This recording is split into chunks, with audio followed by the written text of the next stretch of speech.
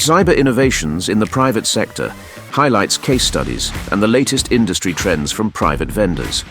Explore innovative solutions, success stories, and exclusive insights from industry leaders. Stay ahead with the cutting-edge developments driving the industry forward. Today on CyberSecTV, we speak with Seçil Bilgiç, Head of Global Privacy at Cohesity, about how the EU Data Act could reshape cloud switching, fixed-term contracts, and data access rights across Europe. My name is Seçil Bilgiç. I'm currently working as Head of Global Privacy and Digital Regulations at Cohesity. Cohesity is a California headquartered global tech company, and I have been with the company for over 5 years now, taking different roles, but my current role allowed me to actually deep dive into many regulations. And Data Act is one of those regulations that I've started researching a couple of years ago and started looking into it.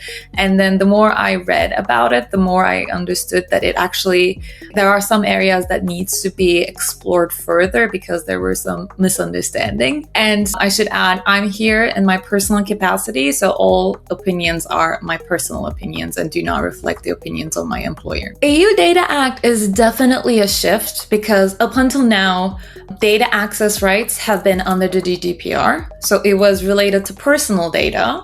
And now it's all about all data, so personal and non-personal data. And under GDPR, it was a right bestowed on individuals, but now it's a right for everyone, so B2B and B2C context. And in my opinion, the most misunderstood aspect has been the cloud switching terms, because even though the Data Act was about data access rights, it actually has 2 chapters governing something more. So it goes beyond data access. So there's a chapter on unfair terms, and there's a chapter on mandatory cloud terms, and that last part includes cloud switching terms as well.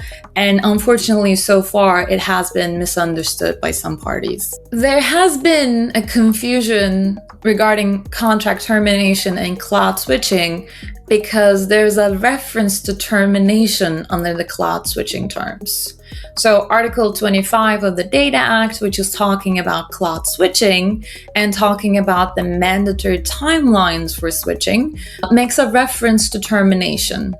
And some practitioners argue that by making a reference to termination, the Data Act has brought in a termination for convenience with only 2 months' notice. So if this were true, this would be a groundbreaking development, because so far the tech industry, the cloud companies, they only allow termination when there's a material breach. So termination for convenience would indeed be a big game changer for the industry. The fixed-term contracts, I think, will remain valid and viable, even though some, as you said, are arguing that it's the end of the fixed terms in the EU. And that's because the Data Act is actually trying to make that explicit in several places. So first of all, Chapter 6 regulates cloud switching. So it's not about termination, but it's about switching. And the mechanism in Chapter 6 is a switching mechanism. And in a couple of places, the Data Act explicitly says that there could be some switching instances where there is no termination.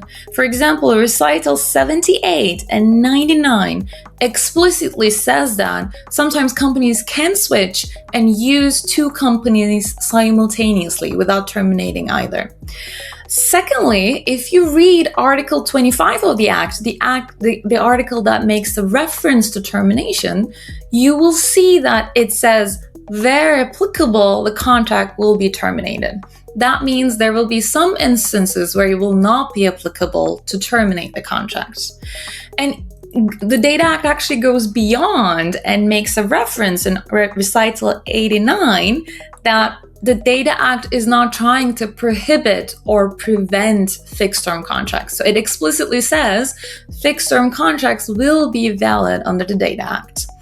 And parties will enter into fixed-term contract because it gives them some stability with regards to the determination, the the duration of the contract.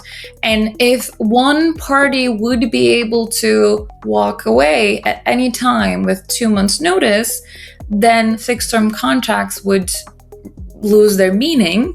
Ergo, if the Data Act says people can still enter into fixed term contracts, that means that it is allowed under the Data Act, and there is no termination for convenience because parties need that stability to enter into a fixed term contract. The national contract law indeed plays a huge role, and that's because Data Act itself explicitly says the Data Act does not impact national contract law, including what happens if a contract is terminated.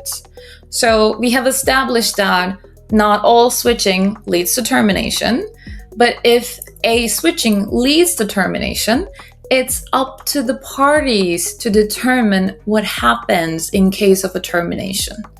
And under like most national contract laws, but it definitely in the EU context, if there's a B2B contract, parties enjoy a wide latitude of what to govern under that contract. So parties will be able to determine what happens in terms of a termination. And similarly, under this right, they can set an early termination penalty. So if one party walks away in a 5-year contract, in a year 2, if one party walks away, the other party will be able to claim early termination penalties. So this is again to ensure that duration stability for both parties. And the Data Act again tries to make this very explicit. The definition of switching charges, which is prohibited, excludes early termination penalties. So if you apply a termination penalty, that is not a switching charge. So it's not prohibited under the Data Act. And similarly, the recital 89 again says the parties will be able to apply early termination penalties. I should say it adds a proportionality caveat to that, which is, again, one of the discussions taking place right now. The cloud providers are reacting to the Data Act by doing either of two things.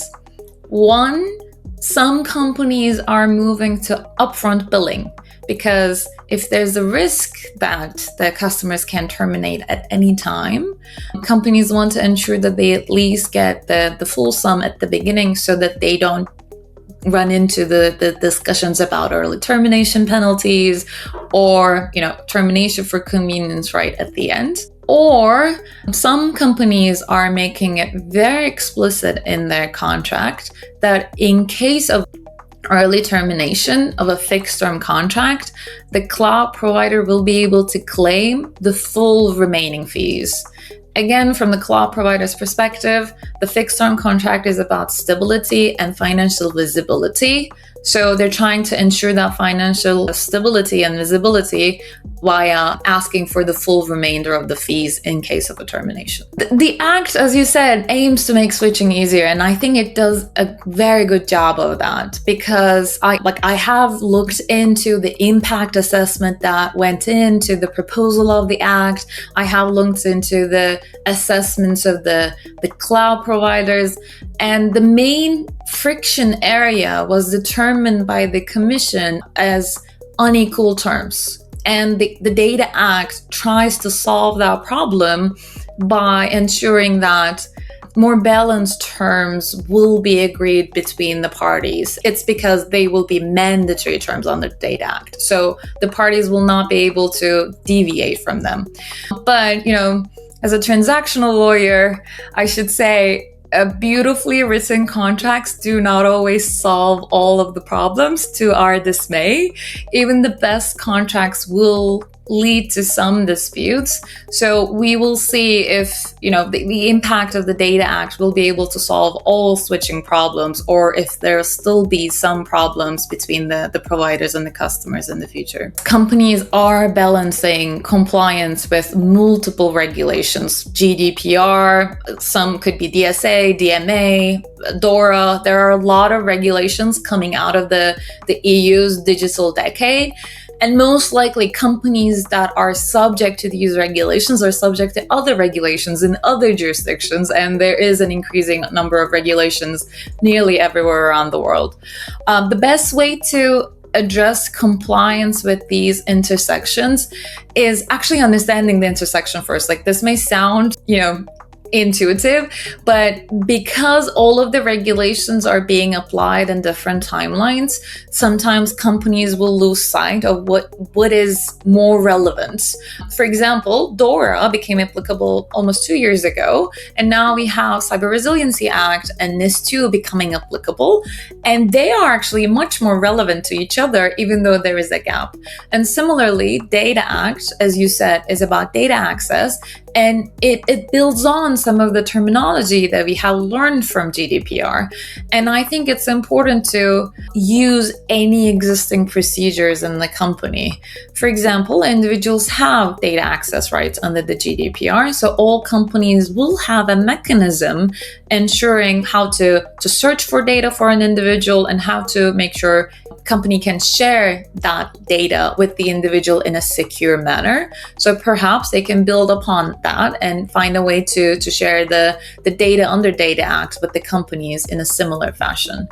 Another area that needs to be understood is some of the regulators will be similar in GDPR and Data Act. So Data Act gives a leeway for member states to adopt the regulator, and some member states will pick the data protection authorities as the regulator in Data Act as well. So that will give companies a visibility into how the implementation will be regarding their regulator. The defining feature that will determine whether this is a success or failure will, I think, be the guidance, the level of guidance the industry receives either from the regulators or from the European Commission. Because even with everything we have discussed today, the Data Act is bringing in a new era for the digital world. And that's what the European Commission says, by the way. The European Commission says the Data Act will change the digital economy. It will be disruptive to the digital economy because it's aiming to level the playing field between the EU customers and cloud providers, which are typically headquartered in the US, as acknowledged by the European Commission.